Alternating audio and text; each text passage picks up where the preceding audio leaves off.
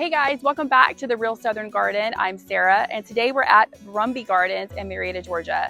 So this is one of my favorite spots to check out that's near our home. We've been here a couple times. I just love the garden rooms here, the boxwoods, everything is mature and grown up. These gardens are actually historic and they date back to around 1925. They were professionally put in. It's just a really cool spot. And then behind me in this house is an old, well, it's the Museum for Gone with the Wind, but it is an old structure that dates back to 1851, pre-Civil War times. It's been restored, obviously. So if you're ever in Marietta, Georgia, this is a really neat place to check out. But today, it's all about the gardens, and that's why we're here. They're pretty awesome. They've got great color combinations, beautiful, like I said, mature plants. And I just love coming here and strolling around. So I've got my daughter, Charlotte, my oldest daughter, here with me today. And she loves to learn about history and to come to all these beautiful gardens with me. So we're going to take you on a tour, and hopefully you love this place as much as we do. Ready to get started? Let's go.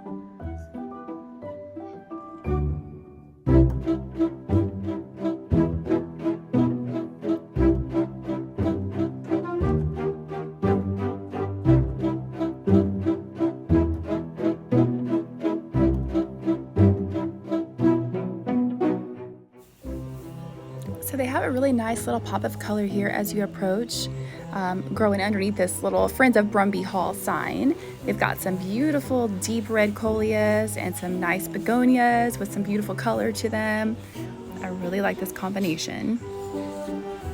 And all of these gardens are now actually maintained by the city of Marietta. So the Gone with the Museum is inside the house, but the city of Marietta is the group that actually maintains the garden. So I just wanted to clarify that. And this house actually sits up on a hill. So, back in the 1800s, this was a prime location just to be able to see who was approaching from a far distance. Anytime you could build on a hill, you were usually at an advantage. And it's really windy up here too, by the way. So it's perfect for a Gone with the Wind museum. They've got some things in the front beds already cut back. The front porch has two beautiful containers. Lots of impatiens that are still blooming their little hearts out. There is my daughter. I love the brickwork on this front porch too. And then a matching container on this side. And then on the far side of the porch, they actually have a life-size statue. Really beautiful. And I just love the columns on this front porch. So pretty.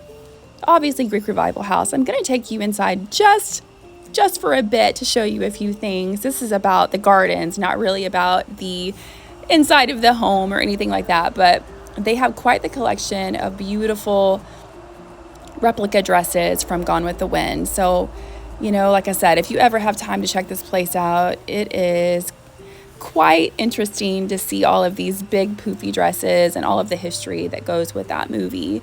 There's tons and tons of memorabilia inside of this little house. And then we head back outside and we're going to take the little pathway to Brumby Gardens to get us to the boxwood garden. You can see all the boxwoods on the left side. We also have lots of wheelchair ramps here, so this is accessible for everyone, which is really important. And this is the entrance to the boxwood garden, and my daughter just adored running through here. I mean, I did too. Let's be real. I enjoy it as well.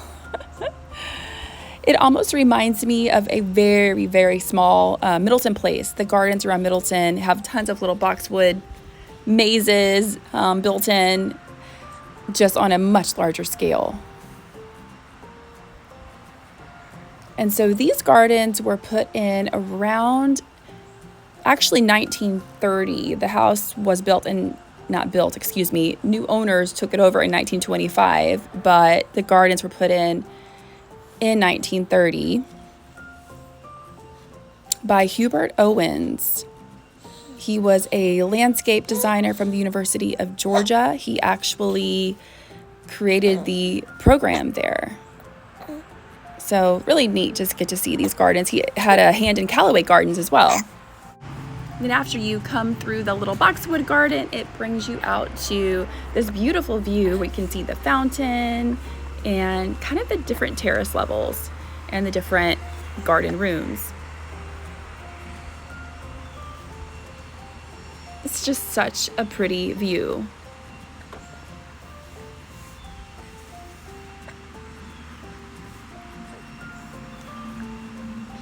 And so here is another entrance that brings you out to, I believe this is the knot garden, is what they call it.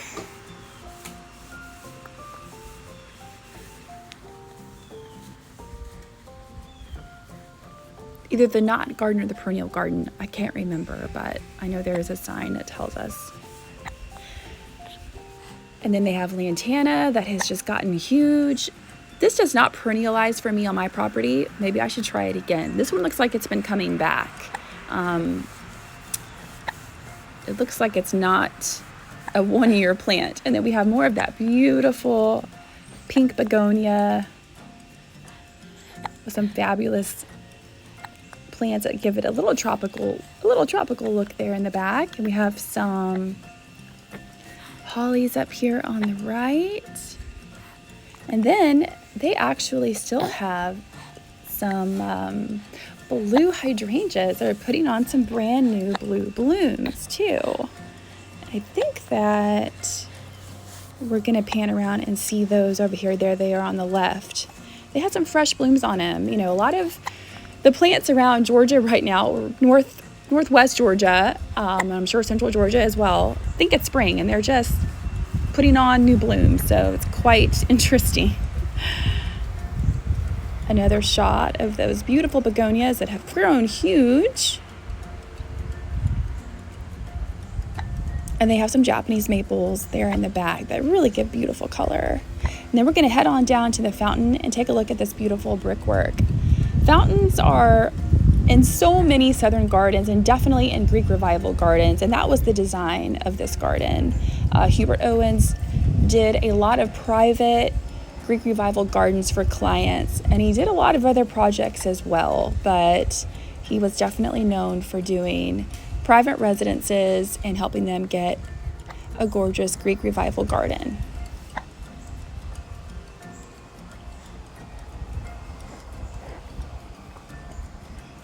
And then this fountain, I love this fountain. It is not on today and it needs to be scrubbed down. They may have just turned it off for a short time.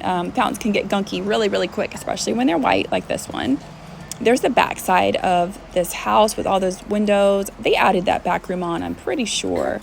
But it is gorgeous when you're in that room and you look out over the gardens, just really nice. There's some marigolds here that they have planted in front of these begonias. When I was a kid, I never saw marigolds in landscaping. They were just kind of in the vegetable garden to keep insects away. So they really look great though. They're super popular now. There is a little camellia. Actually, that is I believe that one was a boxwood with some soft touch holly below, but there are tons of camellias on this property. There is a camellia back there in the far back. There are magnolias flanking the back even farther in the back row bordering the property. There's that little fountain that needs a scrub down. My fountain at home needs to be cleaned right now too, but it's not white, so I can get away with a little more with mine.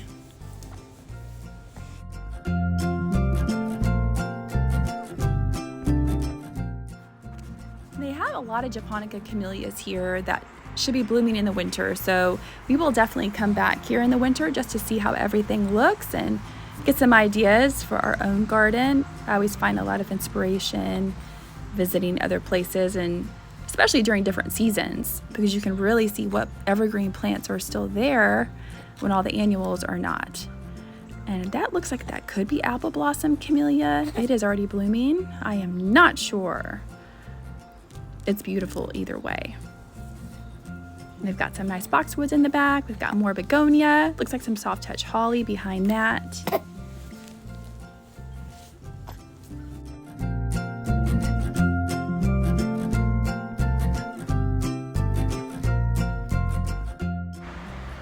I love the way those tall boxwoods, they may be pillar boxwoods, really frame everything out.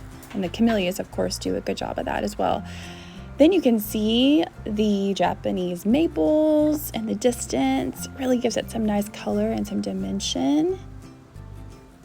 And the brickwork, of course, on these terrace levels and the different garden rooms is pretty nice as well. My daddy was a bricklayer, so he would enjoy coming to this place and looking at some of this brickwork.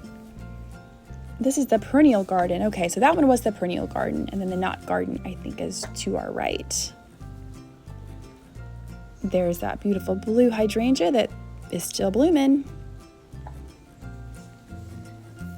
I find the blue really hold their leaves a little bit better. Like I have incrediballs at home and one blue one, and my incrediballs are suffering a little bit as far as they have no leaves at this point. Look at that brick. Now that is original brick, I'm pretty sure back to 1930 when they put these gardens in. Another beautiful garden room.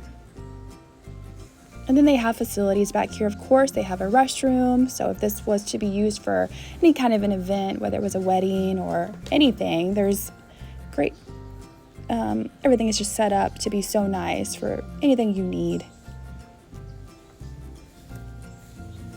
They also have quite a few crepe myrtles, which of course are not, mine at home are actually blooming again. Like I said, things in Georgia think it's spring right now, but the crepe myrtles here were not, they were behaving. And this is called the topiary garden, but really this is where they have, I would say the receptions or possibly even set up for the weddings here. Let's go look at that brickwork, get a little bit closer. I think brick is so beautiful when it's used for terraces like this. And once again, Middleton Place in Charleston, you can see a lot of this type of garden layout there, and they do use a lot of brick as well. Right next door to this garden is actually the Marietta Hotel, and it's a beautiful hotel. So once again, if you're ever in Marietta, Georgia, that's a great place to stay. And you can visit this garden while you're there too. The parking lot actually backs right up to the hotel. And the hotel used to actually maintain these gardens before the city of Marietta took them over. And I gotta say, they're doing a great job. They have plans to add some more things, so that will be interesting to see what they do. And then at the back of the property, there's all kinds of old trees and different shrubbery. It just kind of boxes everything in, makes it seem really private. And these gardens are over 15,000 square feet, so they're a pretty good size.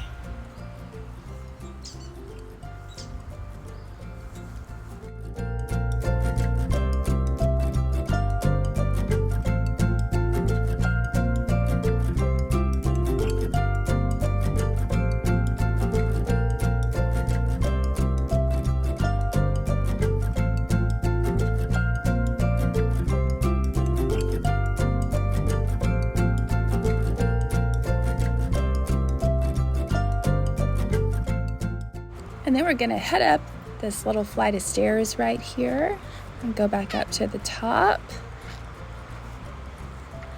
and take one more look at this garden room.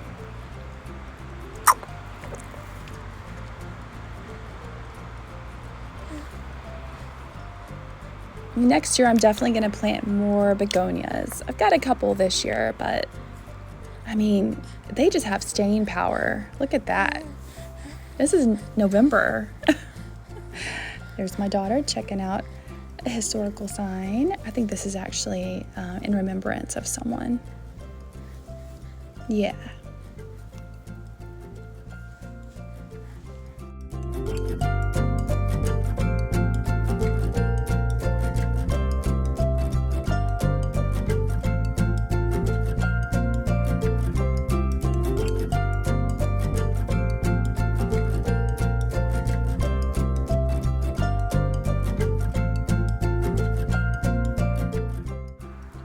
And then we're going to head back to the other direction, and we're going to check out the other side of this property.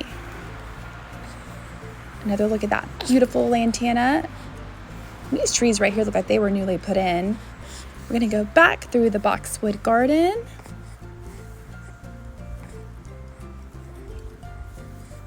These boxwood are in pretty good shape, especially to be so old. And we'll just follow Miss Charlotte. She knows the way.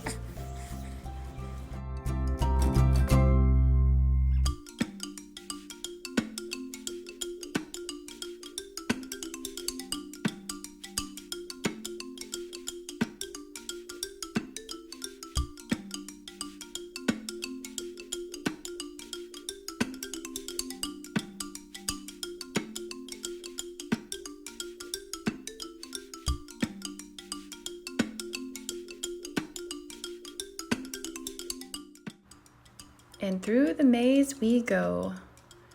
You could go around and around, just go in different ways down all of these little pathways.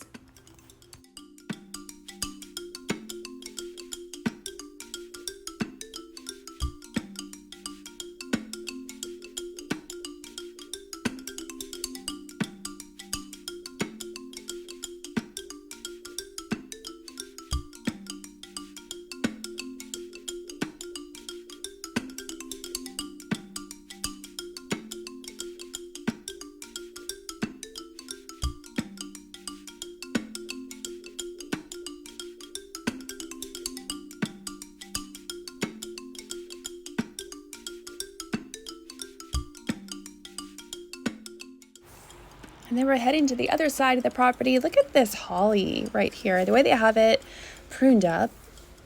I mean, I didn't even recognize that it was a holly until I got really close to it. I couldn't figure out what it was, but really beautiful tree. And then they have another little old structure back there. That might be a 1930s structure that they added on. And check out the view of the house on this side. Isn't it beautiful? So pretty. I know they've got some azaleas here too. That of course, they're hard to see this time of year when they're not in bloom, but pretty sure there's some of those all over this property as well. And while we were here, my daughter actually, she saw a black cat. The cat must just come and hang out at this garden, I'm guessing. This is not really near a residential area. I think there are some houses across the street. But anyway, there was a cat here. So, the Gone with the Wind cat.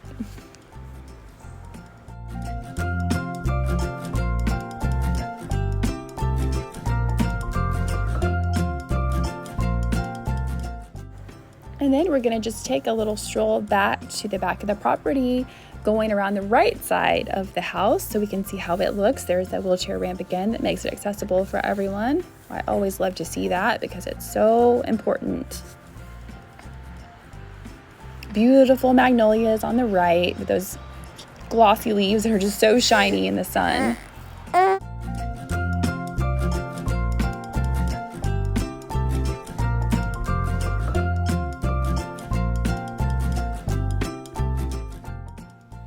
And then we just wind around and we come into another entrance to the topiary garden. Another view of the back of the house.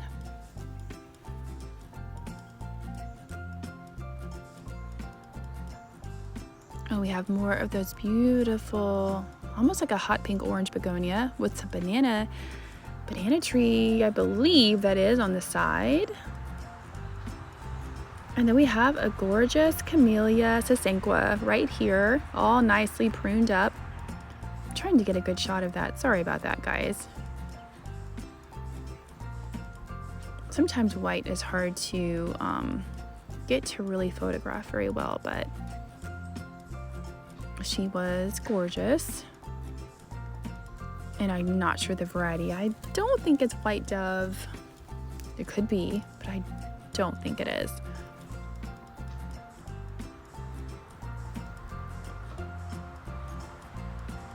And then we're just gonna pan around, and then there's a beautiful crepe myrtle with a nice bark right there. The little pavilion area where you could have your event. Some more gorgeous coleus mixed in with the begonia.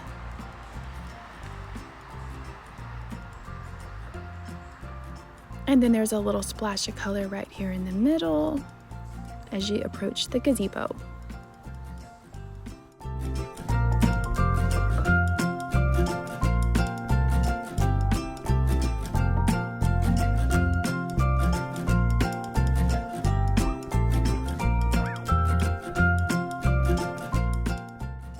course, the gazebo has more of that coral begonia and some lantana on each side. They're matching, and of course the crepe myrtle's flanking the back.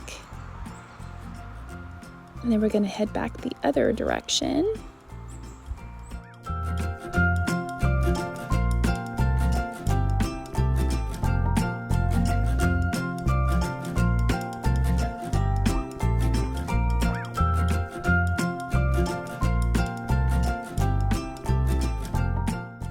Alright guys, and now we're just going to head back up. We're going to go back up this ramp to the knot garden, which is the garden behind the house that has the little white fountain.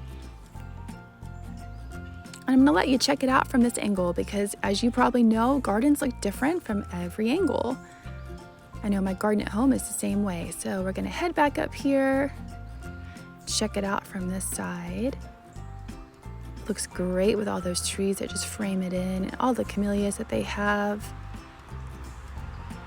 And of course the powerhouse of those begonias. They really keep everything just vibrant. And once again, this is November and they are just going strong. I love it. And then we're gonna head back towards the side of the boxwood garden. One more pass by those beautiful blue hydrangeas that are still blooming. And make our way back to our car to head home. If you like this video, please hit that subscribe button and give us a thumbs up. We're going to have a whole lot more garden tours on this channel, not only my own private home garden every month, but other gardeners' home gardens. And we're also going to check out lots of really awesome gardens all over the South. Hope to see you next time right here at the Real Southern Garden. Bye.